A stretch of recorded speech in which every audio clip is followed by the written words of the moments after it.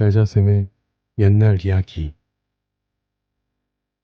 옛날 이야기에는 많은 효자, 효녀들이 나옵니다. 옛날 이야기 속 효자, 효녀들은 부모님을 공경하며 정성을 다해 모십니다.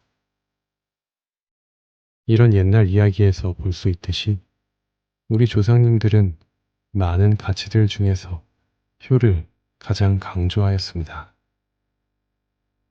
효를 통해 가정이 평화로워지면 그것은 곧 나라와 사회의 안정으로 이어지기 때문입니다. 오늘은 이 효와 관련된 이야기들을 모아보았습니다. 이야기를 들으면 오늘은 사랑하는 부모님을 떠올리며 잠들어 봐도 좋을 것 같습니다.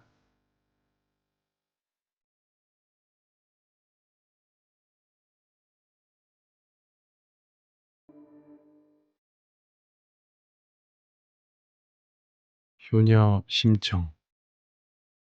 어느 마을에 앞을 보지 못하는 신봉사와 딸 심청이가 살고 있었습니다. 엄마가 심청이를 낳다가 돌아가셔서 심청이는 마을 여인들에게 젖동량을 하며 어렵게 자랐습니다. 아이고, 아주머니들, 우리 가여운 청이에게 젖을 좀 주시오. 그렇게 세월이 흘러 심청이는 어느덧 어엿한 아가씨가 되었습니다. 마음씨 착한 청이는 그런 아버지를 극진히 모셨습니다. 그런 심청이를 마을 사람들은 효녀라며 칭찬하곤 하였습니다. 어느 날 심청이가 일을 나가서 늦게까지 돌아오지 못하자 심청이를 찾으러 나가겠다고 신봉사가 지팡이를 더듬더듬 하면서 마을 어귀를 나서고 있었습니다.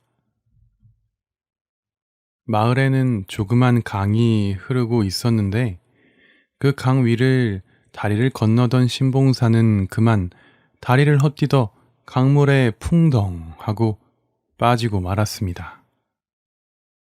사람 살려! 신봉사가 외쳐대자 지나가던 스님이 신봉사를 물에서 건져 주었습니다. 그리고는 신봉사의 눈을 보고 말했습니다. 그 부처님께 공양미 300석을 바치면 눈을 뜰 수 있을 것이오. 스님의 말에 신봉사는 덜컥 그러겠다고 하였습니다. 제 눈을 뜰 수 있단 말입니까? 그러겠습니다. 공양미 300석 바치도록 하겠습니다. 그렇게 신봉사는 집으로 돌아갔습니다. 집에 오니 심청이가 이미 집에 와 있었습니다. 착한 심청이는 일하고 온 피곤한 몸으로 아버님께 드릴 밥상을 차려왔습니다. 그런데 그날따라 신봉사의 얼굴빛이 좋지 않았습니다. 아버지, 무슨 일이 있으신 거예요? 요 앞에서 물에 빠지셨다면서요. 그것 때문에 그러셔요? 그러자 신봉사가 한숨을 쉬며 말했습니다. 내가 그만 공양미 300석을 스님에게 바치겠다고 약조를 해버렸어. 이를 어쩐다냐? 300석이요? 아니, 어쩌다가 그런 큰 약속을 덜컥 하신 거예요? 신봉사는 심청이에게 있었던 일을 말해 주었습니다. 그 이야기를 들은 심청이는 한숨을 쉬었습니다. 아, 부처님에게 거짓으로 약속을 하였으니 나는 천벌을 받을 것이야. 신봉사는 가슴을 두드리며 말했습니다. 아버지, 걱정 마세요. 무슨 방도가 있을 거예요. 심청이는 그런 신봉사를 안심시켰습니다. 하지만 결국 신봉사는 그렇게 걱정을 하다가 알아 눕게 되었습니다. 신봉사를 걱정하던 심청이는 공양미 300석을 구할 길을 알아보기 위해 마을로 나갔습니다. 그리고 뱃사람들이 바다에 제물로 바칠 어린 처녀를 구하고 있다는 소문을 들었습니다. 심청이는 그 길로 그 뱃사람들에게 찾아가서는 저에게 300석만 주시면 제가 그 제물이 되어드리겠습니다. 하고 말했습니다. 그렇게 심청이는 공양미 300석을 구하기 위해 바다에 제물로 바쳐지게 되었습니다. 심청이가 바다로 떠나는 날이 되었습니다. 심청이는 밤새 자신의 신세를 한탄하며 눈물을 흘렸고 퉁퉁 부은 눈으로 아버지에게 올릴 마지막 밥상을 차렸습니다. 아이고, 오랜만에 이 진수성찬을 먹었더니 힘이 좀 나는구나. 아니, 근데 무슨 날이라도 되는 것이냐? 그러자 심청이는 참아왔던 울음을 터뜨리며 말했습니다. 아버지, 이제 제가 없어도 잘 지내셔야 해요.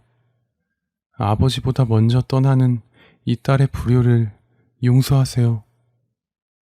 아니, 그게 무슨 소리냐? 무슨 소리야? 심청이는 아버지에게 자신이 바다에 제물로 바쳐지게 될 이야기를 해주었습니다. 신봉사는 팔을 휘저으며 말했습니다. 안 된다. 말도 안 되는 소리. 내가 바다에 빠지면 빠졌지. 어찌 네가 빠진단 말이냐. 안 된다. 나 때문에 어찌 네가 목숨을 바친다는 것이냐. 신봉사는 눈물을 쏟으며 말했습니다. 아버지, 꼭 눈을 뜨시고 건강하세요. 심청이는 그런 아버지를 두고 집을 나왔습니다. 눈이 보이지 않는 신봉사가 그런 심청이를 쫓아 나오다가 넘어졌습니다. 신봉사는 바닥을 기며 애써 심청이를 찾아봤지만 이미 심청이는 저 멀리 가고 없었습니다. 결국 심청이를 태운 배는 바다로 떠났습니다. 거센 파도가 일어나자 뱃사람들이 심청이에게 말했습니다. 어거씨, 여기서 뛰어내려야 합니다. 그래야 이 거센 파도가 잠잠해질 것이오.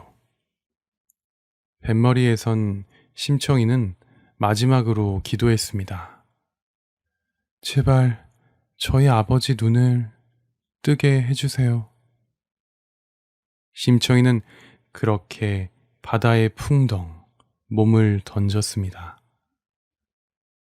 바다에 빠진 심청이의 눈에 푸른 바닷속 광경이 펼쳐졌습니다. 그리고 서서히 의식이 흐릿해져 갔습니다. 아, 아버지, 부디. 결국 심청이는 의식을 잃었습니다. 그때 갑자기 커다란 거북이 한 마리가 등에 심청이를 태우더니 바닷속 깊은 곳으로 헤엄쳐 들어갔습니다. 일어나 보세요. 일어나 보세요. 갑자기 들려온 소리에 심청이는 눈을 떴습니다. 여기가 어딘가요? 여기는 하늘나라인가요? 자신을 죽었다고 생각한 심청이는 물었습니다. 하하하하, 이곳은 용궁이다. 세상에 너와 같은 효녀는 본 적이 없구나. 아주 갸륵한지고. 임금님처럼 보이는 사람이 커다란 의자에 앉아서 심청이를 내려다보며 말했습니다. 옥황상제님이신가요? 그러자 거북이가 옆에서 말했습니다. 용왕님이십니다. 이곳은 용궁이고요. 아, 그렇군요. 그럼 저는 어떻게 된 건가요?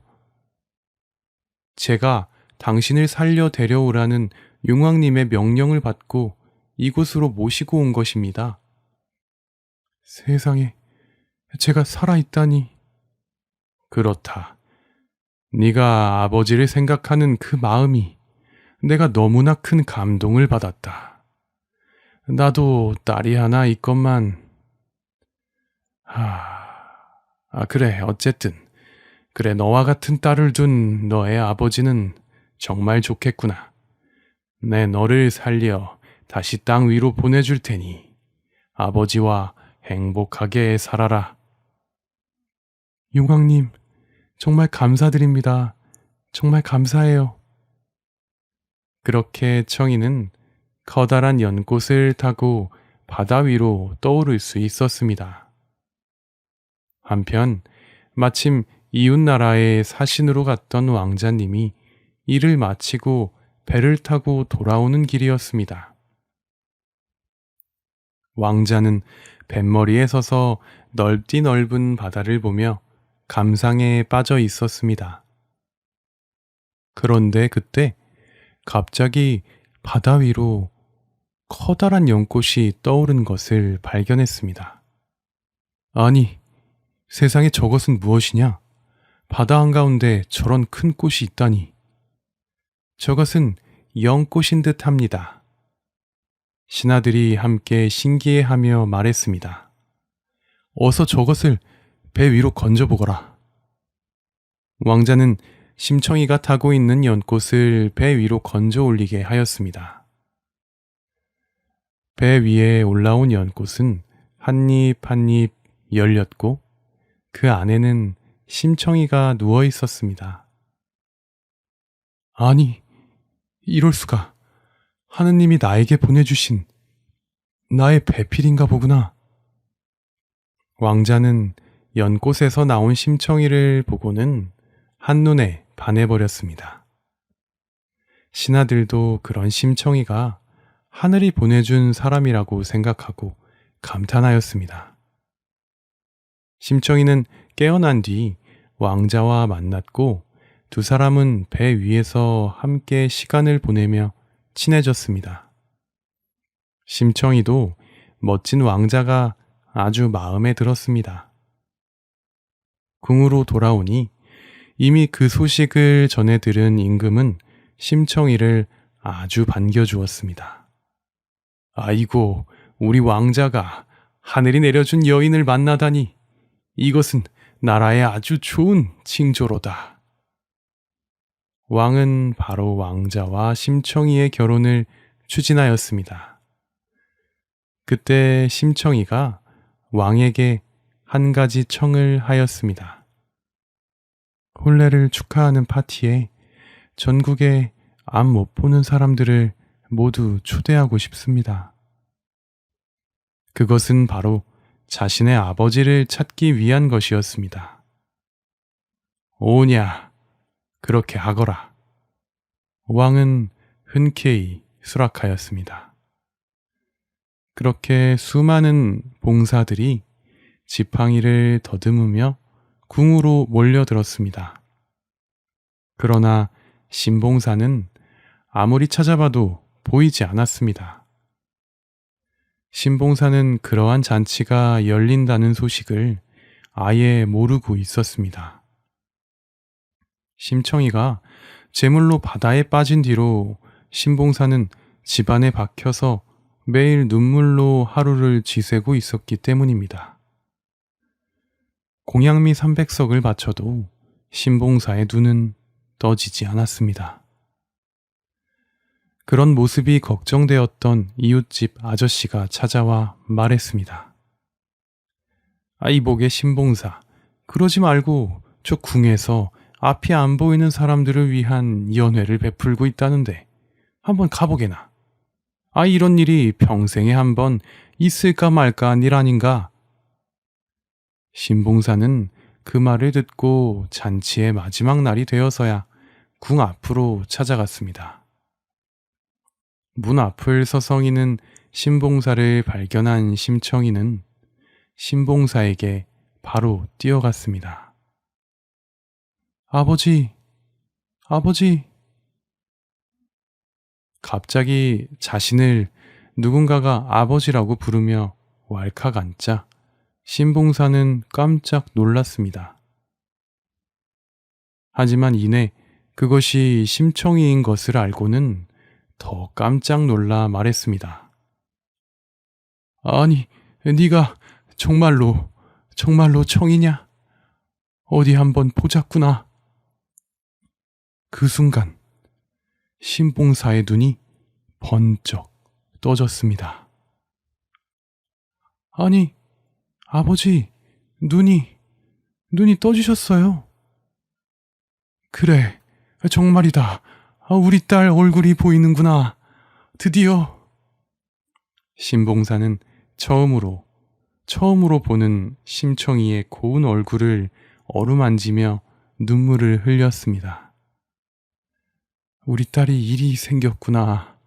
우리 딸 정말 이렇게 살아 돌아와줘서 너무나 고맙구나. 아버지, 이제 아버지 곁을 절대로 떠나지 않을게요.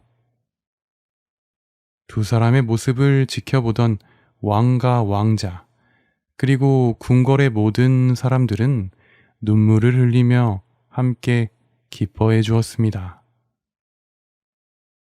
그 뒤로 신봉사는 왕자비가 된 심청이와 함께 궁에서 오래오래 행복하게 잘 살았다고 합니다.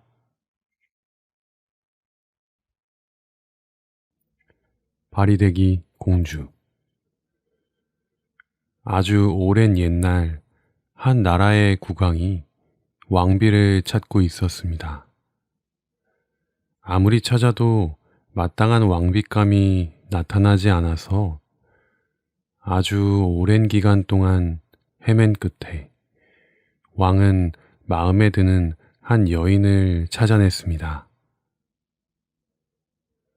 왕은 혹시 몰라 나라의 신녀님에게 물었습니다.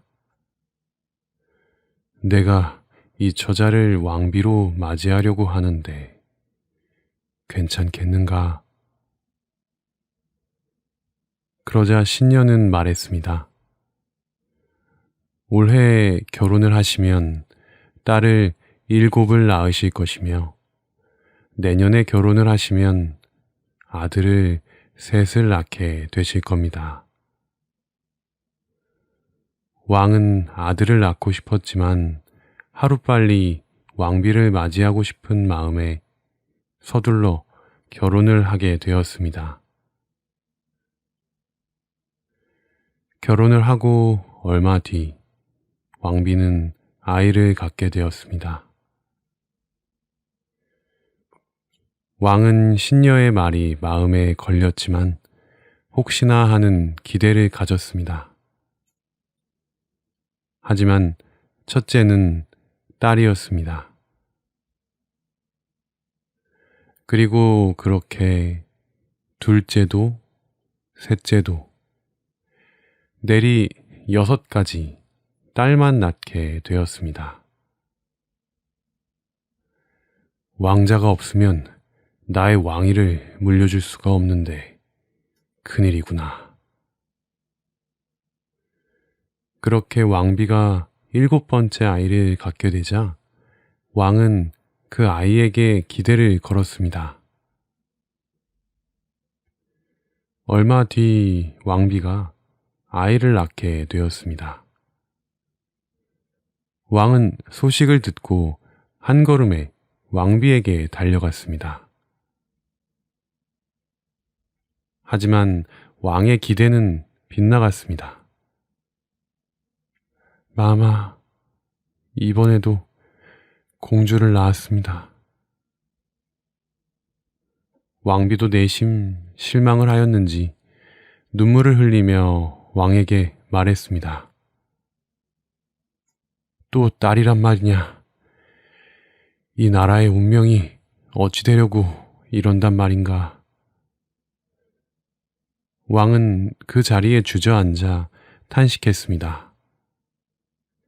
저 아이는 꼴도 보기 싫으니 당장 저기 강에다 버리거라.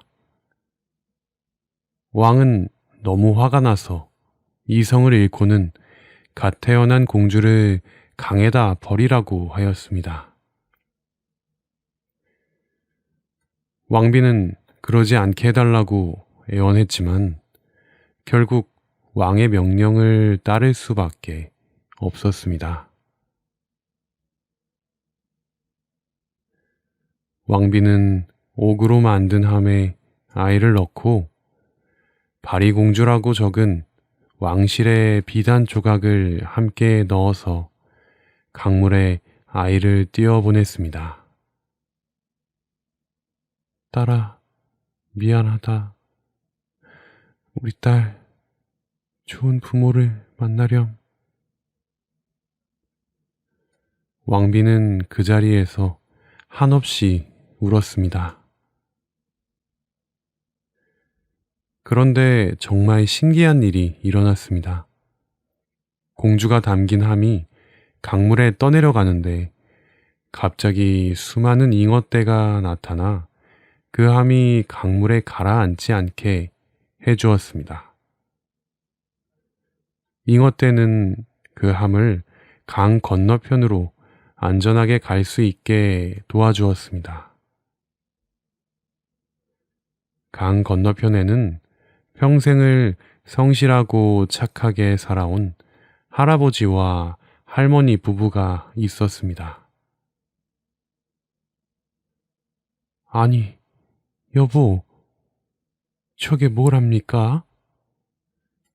그들은 강에서 떠내려온 바리공주를 보고 깜짝 놀랐습니다. 세상에, 누가 아이를 이렇게 강에다 버렸나 보.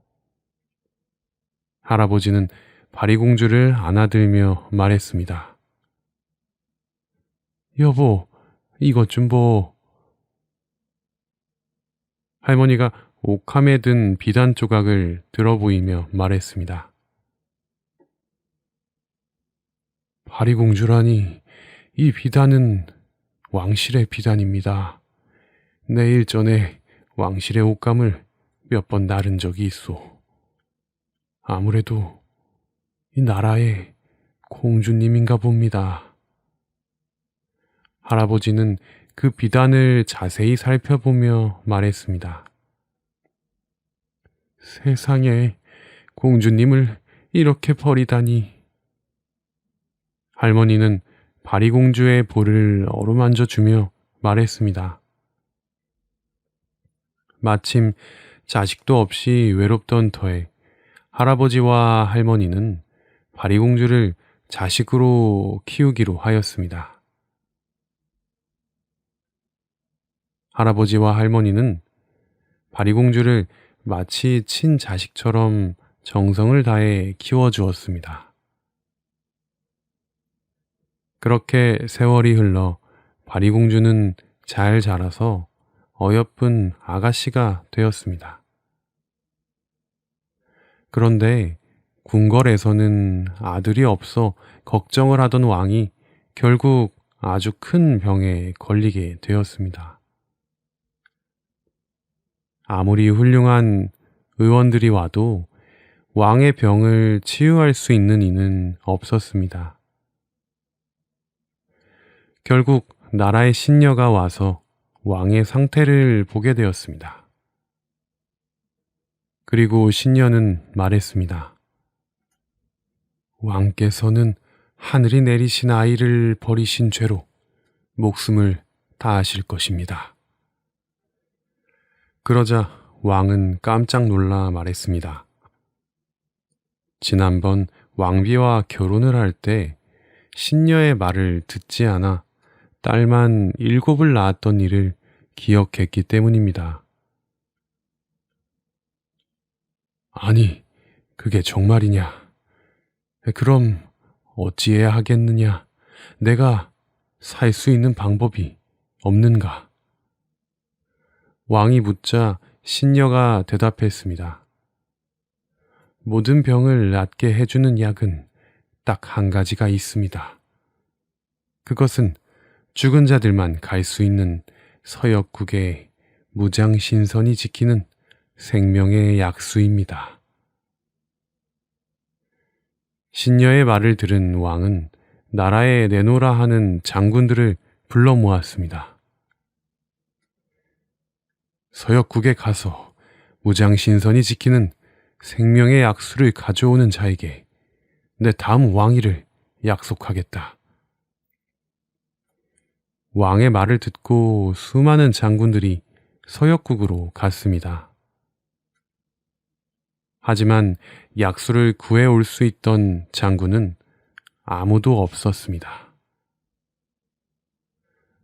왕은 아니 되겠다 싶어서 이번에는 6 공주들을 불러 모았습니다.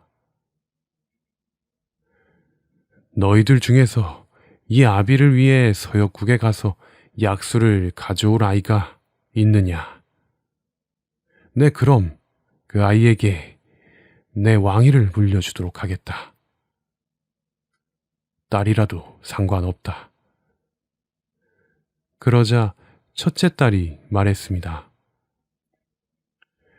아바마마, 용맹한 장수들도 하지 못한 일을 저희가 어찌 한단 말입니까? 다른 딸들도 마찬가지였습니다. 너희들까지 하지 못한다면 이 어찌한단 말인가? 내가 이대로 죽는다면 더 이상 이 왕위를 지킬 자가 없어 나라에 큰 일이 벌어질 것이다. 왕이 화를 내며 말했습니다. 그러자 6째 딸이 말했습니다. 저희는 못하옵니다. 정 그러시면 신녀의 말대로 하늘이 내려주었다는 그 7째를 찾아보시는 게 어떻겠습니까? 7째 말이냐. 왕은 그 이야기를 듣고 골똘히 생각에 잠겼습니다. 그리고 얼마 뒤 나라 곳곳에 왕의 7째 딸 파리공주를 찾는다는 방이 붙기 시작했습니다. 한편 파리공주와 할아버지 그리고 할머니도 왕이 파리공주를 찾고 있다는 소식을 들었습니다. 할아버지와 할머니는 파리공주에게 옥함과 비단 조각을 꺼내 보여주며 옛날 일을 말해 주었습니다. 아니, 제가 공주였다니요. 할아버지는 파리공주에게 친아버지가 아프시니 찾아 뵈어야 한다며 궁궐로 가라고 말하였습니다. 파리공주는 그 길로 궁궐로 향했습니다. 궁궐에 파리공주가 찾아오자 왕비는 한 걸음에 달려와 파리공주를 안아주었습니다. 세상에 살아 있었구나, 우리 딸. 이 어미를 용서해다오. 왕 또한 눈물을 흘리며 파리공주에게 말했습니다. 딸아, 못난 애비를 용서하거라. 파리공주는 왕과 왕비와 함께 한참을 부둥켜 안고 울었습니다. 그리고 파리공주는 왕을 위해서 스스로 서역국에 가겠다고 자청했습니다. 제가 죽는 한이 있더라도 아버지의 약수를 구해오겠습니다. 그렇게 파리공주는 서역국으로 떠났습니다. 하지만 서역국에 가는 길을 아는 사람은 아무도 없었습니다. 파리공주는 무작정 서쪽을 향해 걸었습니다. 수많은 산을 넘고 많은 강을 건넜습니다. 그렇게 가도 서역국은 나올 생각을 하지 않았습니다.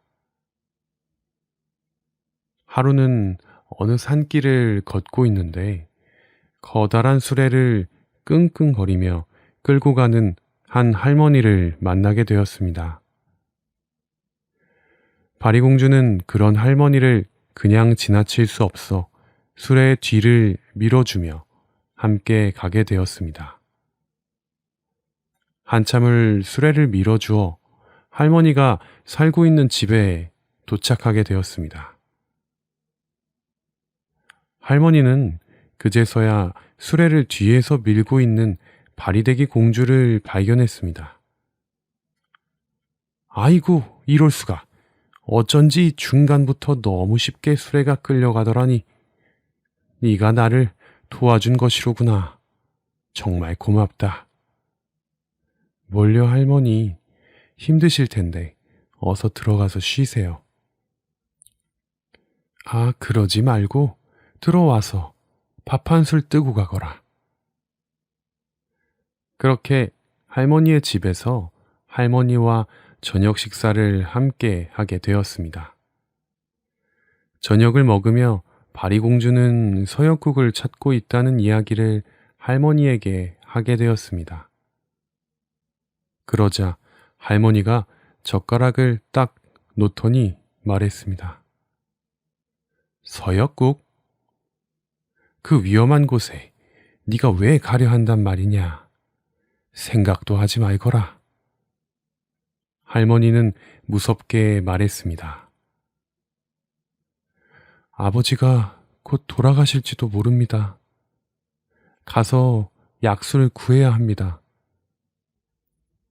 바리공주가 눈가에 눈물이 맺힌 채 말했습니다.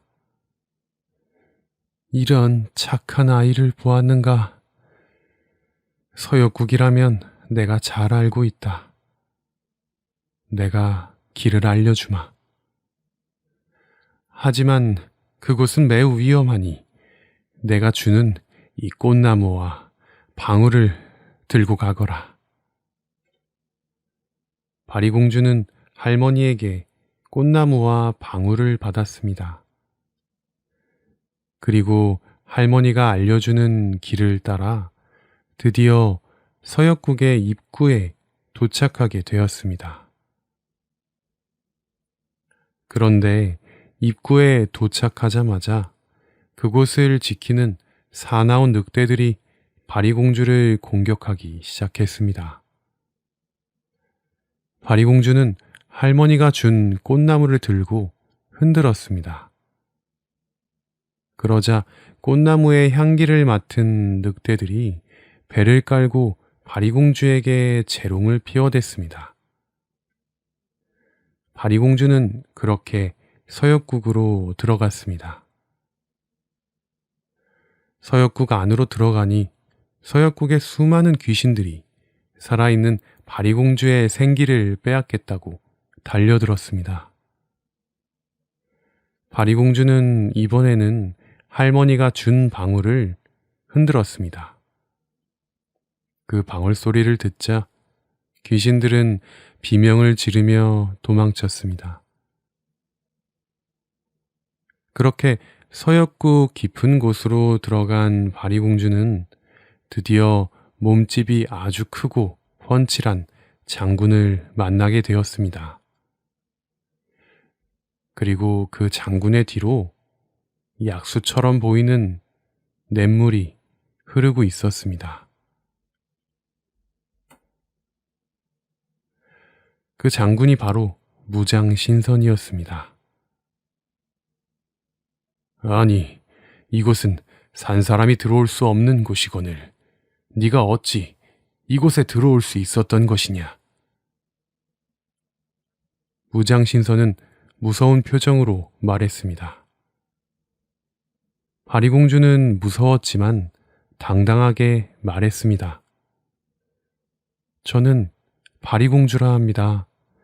저의 아버지의 병을 치료하기 위해 이곳에 저 약수를 구하러 왔습니다. 그러자 무장신선이 대답했습니다. 이 약수는 아무나 가져갈 수 있는 것이 아니다. 네가 이것을 가져가려면 나와 결혼해 함께 살면서 7명의 아들을 낳아 주어야 한다. 어떠냐? 할 수 있겠느냐? 네, 그러겠습니다. 바리공주는 결국 무장신선과 결혼하여 함께 살았습니다. 그러면서 온갖 빨래와 나무하기, 불떼기 등등 수많은 집안일을 해야 했습니다. 그렇게 오랜 세월을 살면서 드디어 7 아들을 낳게 되었습니다. 바리공주는 무장신선에게 말했습니다. 제가 7 아들을 낳아드렸으니 이제 저 약수를 내어주세요. 무장신선은 그제서야 약수가 있는 곳을 알려주었습니다. 저기 흐르는 냇물이 약수라고 생각하고 몰래 가져가는 녀석들이 아주 많았지. 하지만 저 물은 그냥 아무것도 아닌 물이다. 사실은 저 바위들 사이에 용 모양의 바위에서 떨어지는 저 물이 생명의 약수이니라. 바리공주는 무장신선이 가르쳐준 바위에 가서 약수를 받았습니다. 그런데 그 약수가 하루에 한 방울밖에 나오질 않아서 1년 동안 약수를 받아서 간신히 호리병 1개를 채울 수 있었습니다. 바리공주가 약수를 들고 길을 떠나려 하는데 무장신선이 바리공주를 붙잡고 말했습니다. 지난 세월 나와 함께 해주어서 고마웠소. 이렇게 떠난다니 마음이 참 아프구려. 이 꽃나무 2개를 가져가시오. 그대에게 큰 도움이 될 것이오. 그러면서 바리공주에게 꽃나무 2개를 주었습니다. 이건 무슨 꽃나무인가요? 그 노란색 꽃나무는 살을 되살아나게 해줄 것이고, 그 붉은색 꽃나무는 피를 다시 돌게 해줄 것이오. 그리고 당신이 떠온 그 약수는 숨을 다시 쉴 수 있게 해준다오. 고마워요, 무장신선님. 감사히 쓸게요. 그럼 안녕히. 아이들아, 잘 있어라. 또 보자꾸나. 그렇게 바리공주는 아버지를 구하기 위해서 서역국을 떠났습니다. 무장신선과 7 아들은 그런 바리공주의 뒷모습을 한참이나 바라보았습니다. 바리공주는 서역국에서 또다시 수개월을 열심히 걸어서 드디어 궁궐에 도착했습니다. 하지만 이미 너무 많은 시간이 흘러 왕과 왕비가 죽고 없었습니다. 왕과 왕비의 관을 열어보니 너무 오래되어 살이 다 썩고 뼈만 남아 있었습니다. 바리공주는 관 속에 있는 왕과 왕비의 몸에 노란 꽃나무를 갖다 대었습니다. 그랬더니 다 썩었던 살들이 다시 살아나기 시작했습니다. 그 다음에는 빨간 꽃나무를 갖다 대었습니다. 이번에는 왕과 왕비의 얼굴에 혈색이 돌기 시작했습니다. 마지막으로 바리공주는 왕과 왕비의 입가에 소중한 약수를 떨어뜨렸습니다. 그러자 갑자기 왕과 왕비의 코와 입에서 숨이 터져 나왔습니다. 아바마마, 어마마마. 왕과 왕비가 관에서 벌떡 일어났습니다. 오, 바리공주야. 네가 정녕 우리를 살린 것이냐? 바리공주와 왕, 그리고 왕비는 서로를 부둥켜 안고 한참을 울었습니다. 바리공주야, 이제 우리 궁에서 행복하게 함께 살자꾸나. 왕과 왕비는 바리공주에게 궁에서 함께 살기를 권했습니다. 그리고 이 나라는 이제 네가 다스리도록 하거라. 왕은 나라를 바리공주에게 주기로 결심했습니다. 하지만 바리공주는 고개를 저으며 말했습니다. 아버지, 어머니께서 이렇게 건강해지셨으니 저는 그것으로 만족합니다. 저 또한 서역국에 남편과 자식들을 두고 오니 한편으로 마음이 편치 않습니다. 이만 돌아가 저의 가족들과 함께 살겠습니다. 왕과 왕비는 그렇게 아쉬워하며 바리공주를 보내주게 되었습니다. 바리공주는 왕과 왕비, 그리고 여러 군사들의 호의를 받으며 서역국에 돌아오게 되었습니다. 서역국의 입구에는 무장신선과 바리공주의 아들들이 바리공주를 반갑게 나와서 맞아주었습니다. 무장신선님, 우리 아들들아, 보고 싶었단다. 보고 싶었소, 바리공주. 엄마, 안 오시는 줄 알았어요. 무장신선과 바리공주, 그리고 아들들은 서로를 끌어안았습니다. 왕과 왕비는 뒤에서 그 모습을 흐뭇하게 바라보았습니다. 그 뒤로 바리공주는 서역국에서 죽은 사람의 넋을 편안하게 저승길로 인도하는 오구신이 되어 무장신선과 아들들과 함께 편안하고 행복하게 살아갔다고 합니다.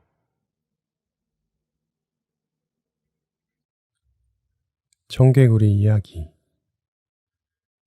옛날 어느 작은 연못에 엄마 청개구리와 아들 청개구리가 살고 있었습니다. 아들 청개구리는 엄마 청개구리의 말을 듣지 않고 무엇이든 거꾸로 해서 엄마의 마음을 자꾸만 아프게 하곤 했습니다. 하루는 엄마 청개구리가 숲속에는 뱀이 많아 위험하니 가지 말아라 하였습니다.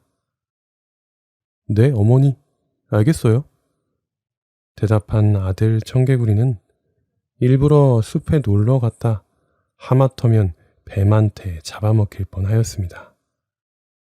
아니 아들아, 숲에 뱀이 많다고 했니 안 했니? 하셨죠. 그런데 엄마가 그렇게 말하시니까 가보고 싶더라고요. 아이고 속이야. 엄마 개구리는 답답한 가슴을 탕탕 쳤습니다.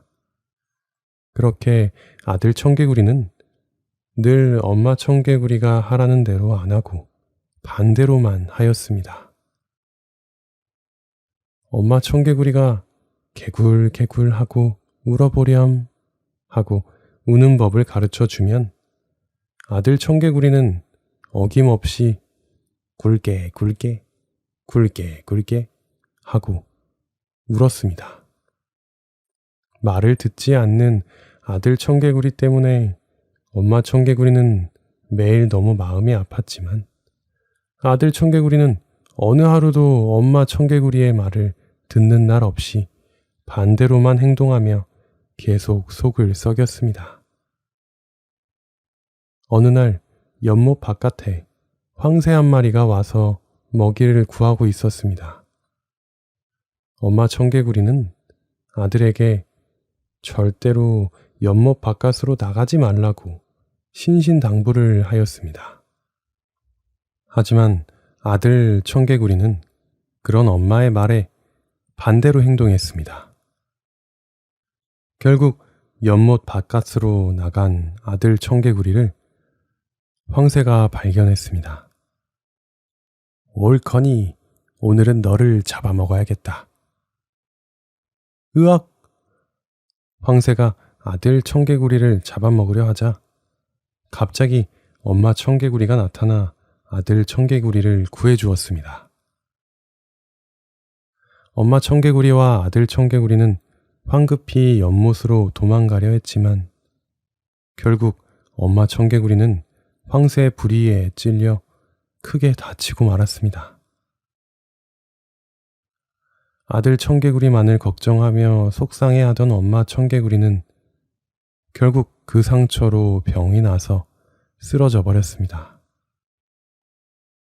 곧 죽음이 다가온 것을 알게 된 엄마 청개구리는 아들 청개구리에게 말했습니다.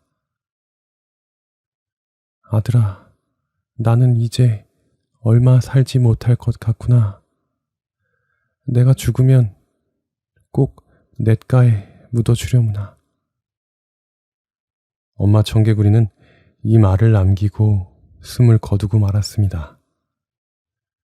사실 엄마 청개구리는 항상 자신의 말을 듣지 않고 반대로만 했던 아들이 이번에도 말을 듣지 않고 냇가에 묻어달라고 하면 당연히 산에 묻어줄 것이라고 생각했던 것입니다.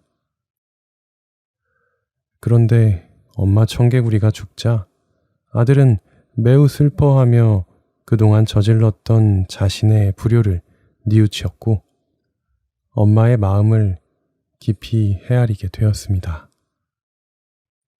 내가 너무 말을 듣지 않아서 엄마가 돌아가신 거야. 아들 청개구리는 후회했지만 이미 엄마는 숨을 거두고 난 뒤였습니다.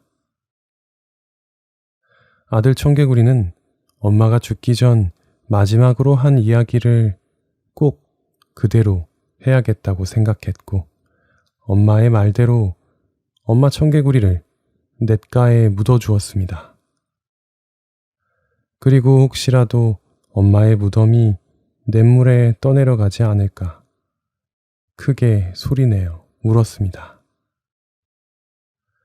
그래서 청개구리들은 지금도 비가 오면 항상 큰 소리로 개굴개굴하고 울어대는 것이랍니다.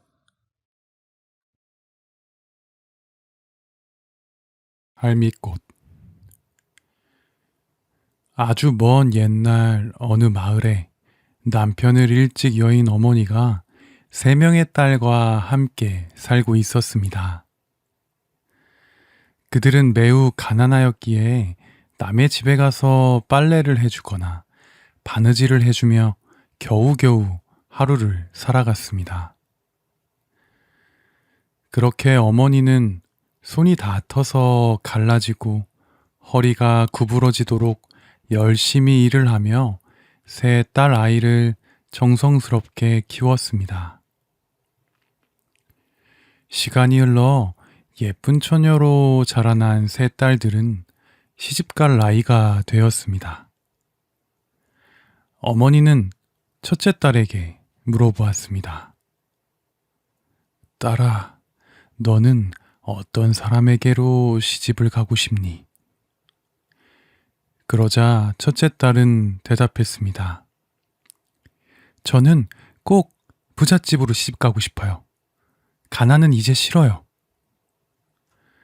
그 말을 들은 어머니는 더 열심히 일을 하여 첫째 딸이 부잣집에 시집 갈 수 있도록 지참금을 마련했습니다.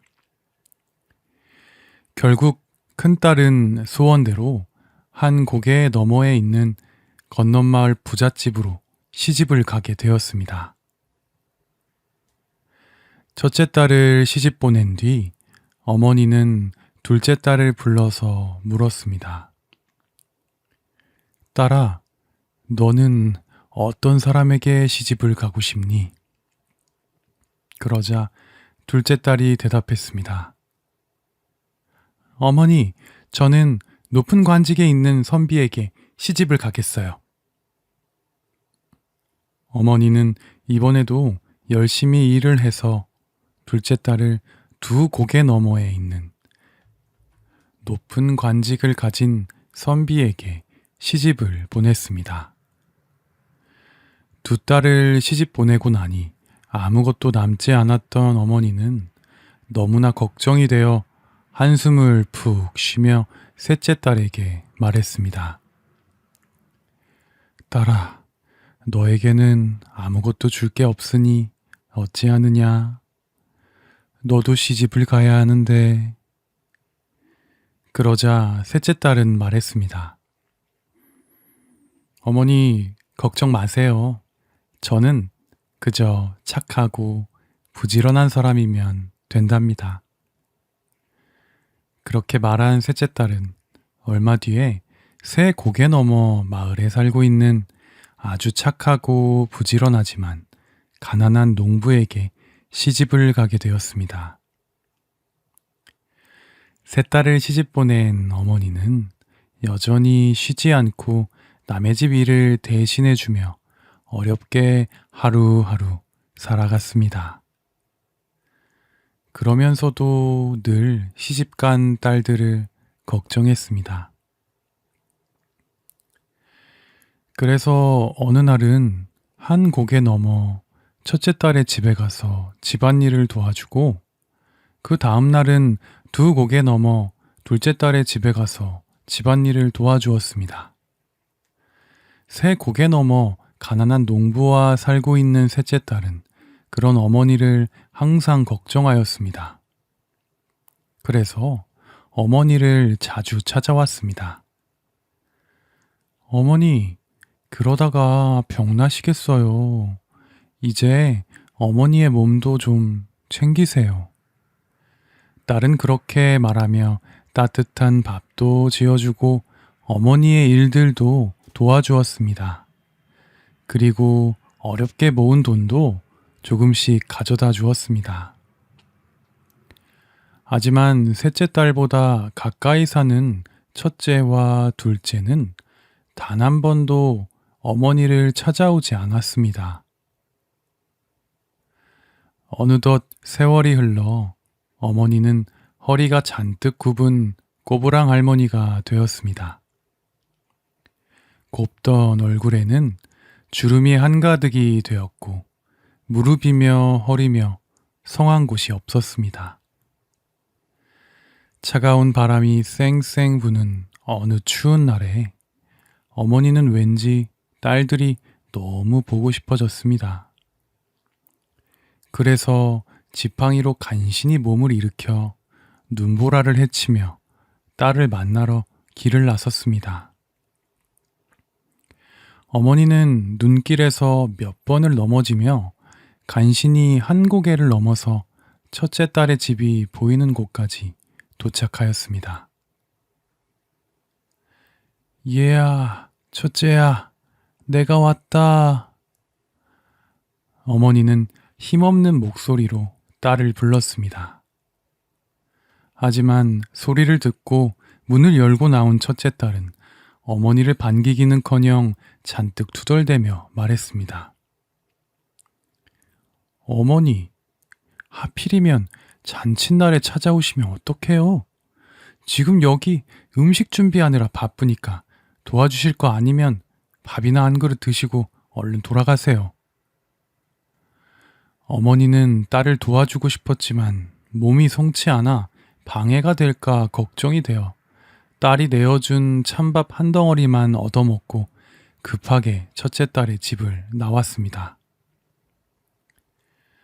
어머니는 둘째 딸이 보고 싶어서 서둘러 한 고개를 더 넘었습니다. 날씨는 너무 추웠고 바닥은 미끄러워서 어머니는 계속 넘어졌습니다. 온몸은 벌벌 떨리고 상처투성이가 되었습니다. 그래도 곧 둘째 딸 집이 보이자 없던 힘이 나서 소리를 쳤습니다. 딸아, 우리 사랑하는 둘째 딸아. 어머니의 소리를 듣고 둘째 딸이 나왔습니다. 그러나 둘째 딸은 쌀쌀맞은 목소리로 말했습니다. 어머니도 참 하필이면 온 식구가 병에 걸려 아플 때 오실 게 뭐예요? 지금 다들 아파서 제가 병수발하느라고 어머니를 챙겨드릴 수가 없으니까 이거 물이나 한 그릇 드시고 어서 돌아가세요. 어머니는 둘째 딸이 내어준 찬물을 얻어먹고 집을 나왔습니다.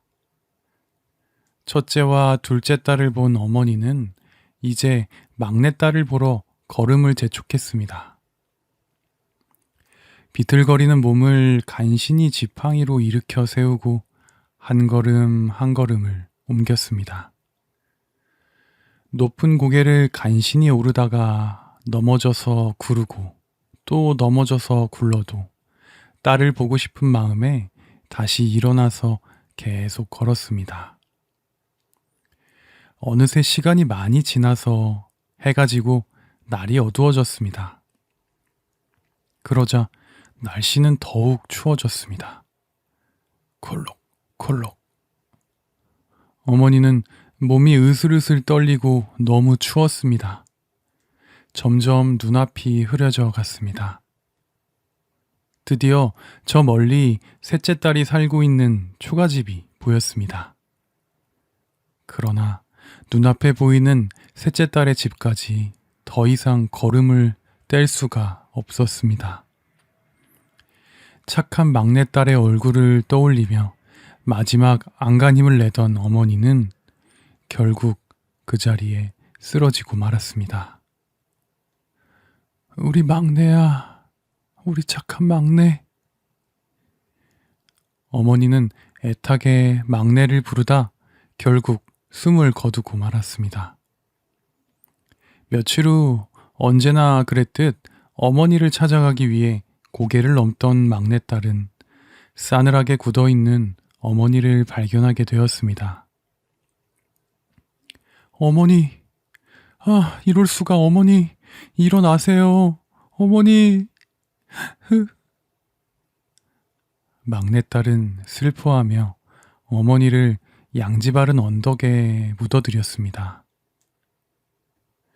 그리고 시간이 흘러 따뜻한 봄이 찾아왔습니다.